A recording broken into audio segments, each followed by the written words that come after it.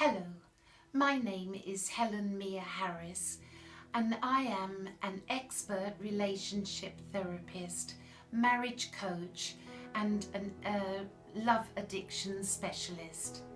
What I'm going to be talking about today in this video is one question, and I'm going to be rotating around that question. Why do we stay in relationships that are unhealthy for us? Why do we stay in relationships that hurt us, that feel that they're going around and around in a loop where we can't stay and we can't let go, and yet we keep repeating the same cycle pattern over and over again? One of the things that strike me, and I've heard it so much in my practice and also looked into it a lot and done a lot of research on it, is that what I often notice is that two people first meet. That is where it begins. It begins with a mutual attraction, a mutual sense of wanting to get to know this person, feeling a sense of connectedness with this person, feeling a sense that we found someone that we feel that we relate to on every possible level. We fall in love with this person. We have fun with this person. We feel joy with them. And everything seems to be going perfectly well. This is what I would call the first phase of falling in love. That sense of really falling in love, where you can't wait to see somebody, it's exciting, it feels perfect, and you want to, just knowing that you're going to go and have a walk with them, or to go to the cinema, or for a meal, just feels like you're 14 again, and you're just completely elated by how good this feels. It's all going well when it is going like that. It is something that I have no words for. It's the things that music and songs and everything is written about. Poetry, love, falling in love, passionate attraction, profound love.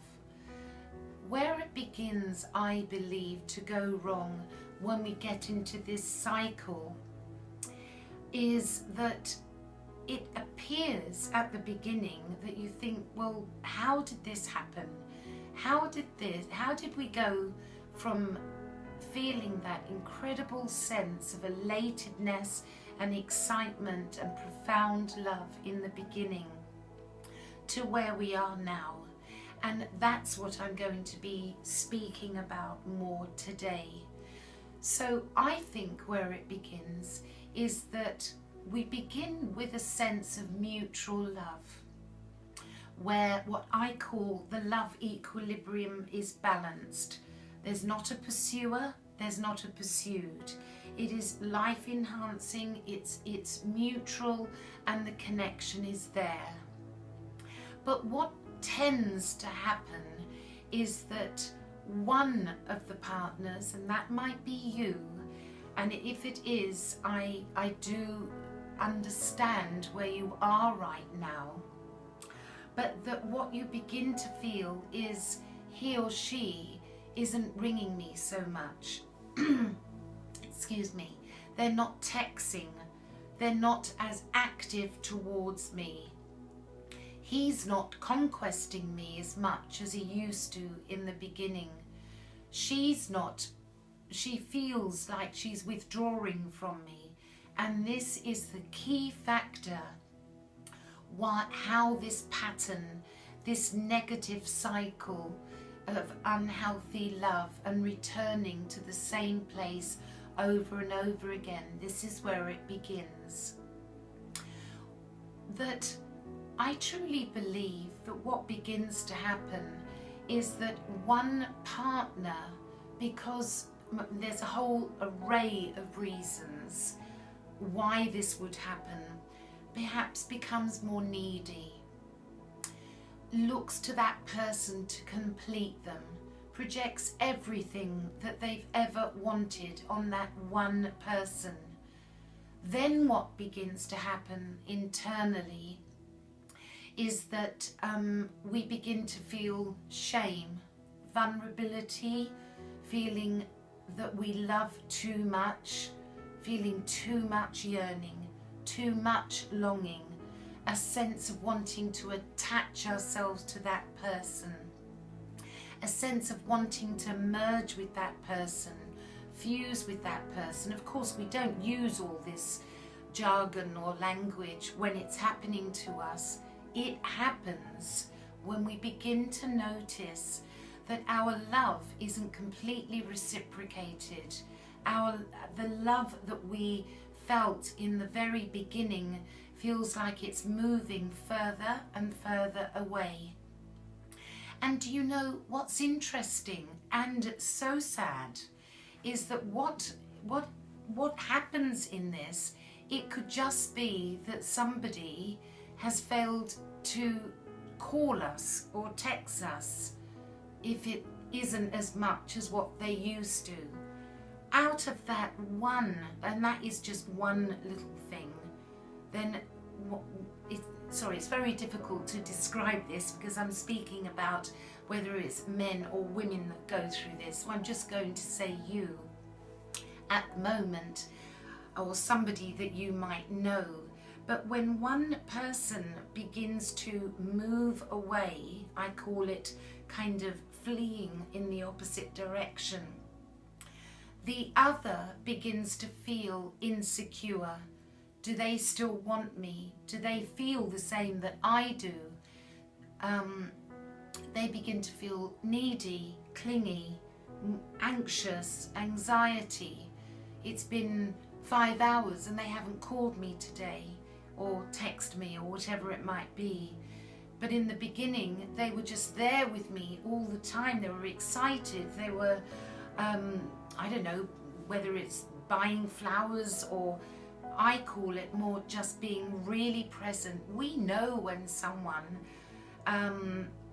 somehow adores us and finds us exciting and wants to spend time with us. We know that, we feel that, because one of our greatest things as humans that we have is instinct.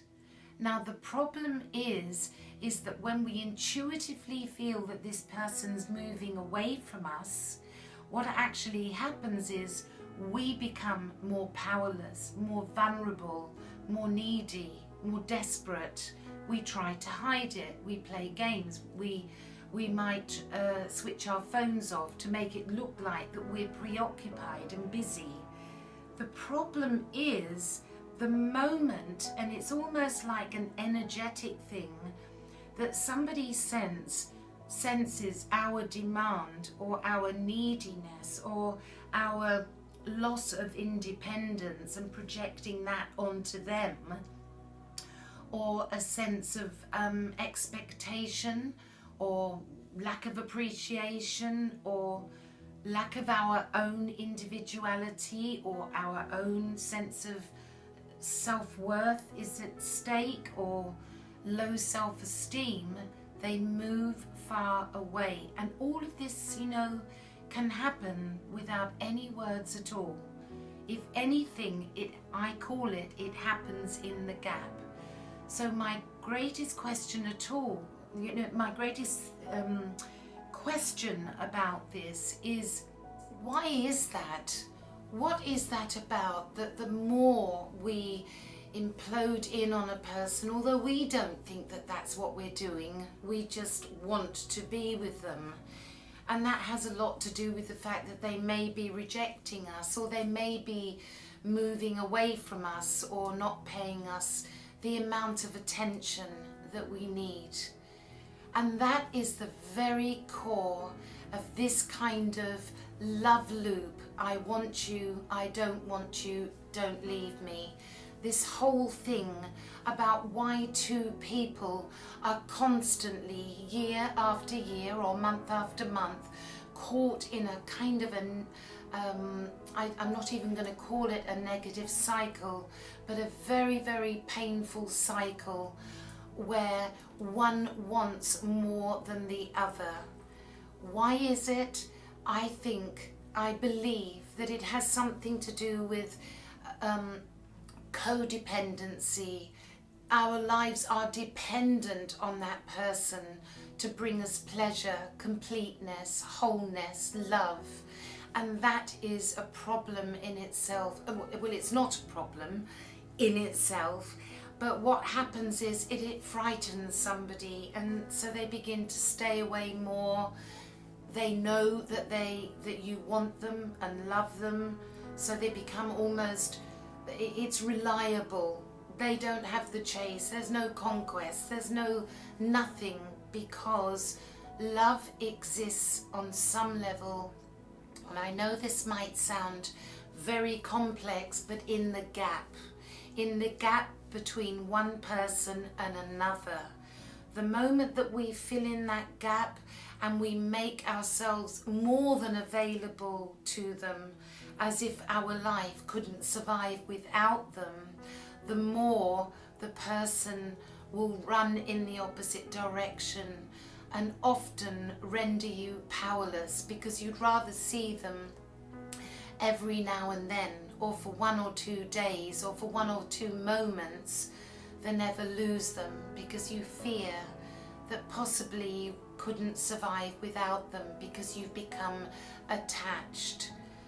A lot of my work is all about that. Love addiction, codependency, anxious attachment, and the devastating and debilitating effects of unrequited love, unreciprocated love, and where impossible love begins to be a powerless, painful battle of please don't leave me, I want you. So you give up all your self-respect, all your self-worth for this one person. I know that sounds harsh, but I'm here to say that your love does belong somewhere, that your love does count. And one of the most important things of all is to value yourself, respect yourself, and find the confidence and strength to be able to step back and either let somebody come to you, because then you will be filled with joy and, well, connectedness and happiness because you feel wanted and desired and loved, or be able to find a place in yourself that you no longer render yourself in such a powerless position ever again. I want to end there, and I know that my 15-step love addiction recovery program that will answer all these questions, it's full of videos, full of guided journeys and self-management tools. I know it will help you, but that's not all I'm here for. I don't expect anything at all. If you have any questions, please ask them below this video, and you can ask any question you want and I will answer you.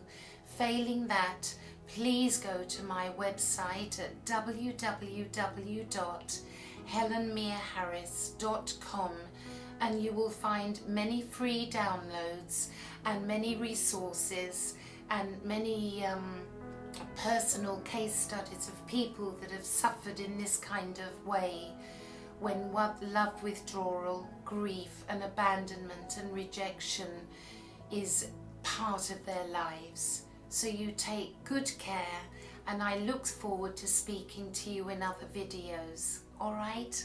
Thank you.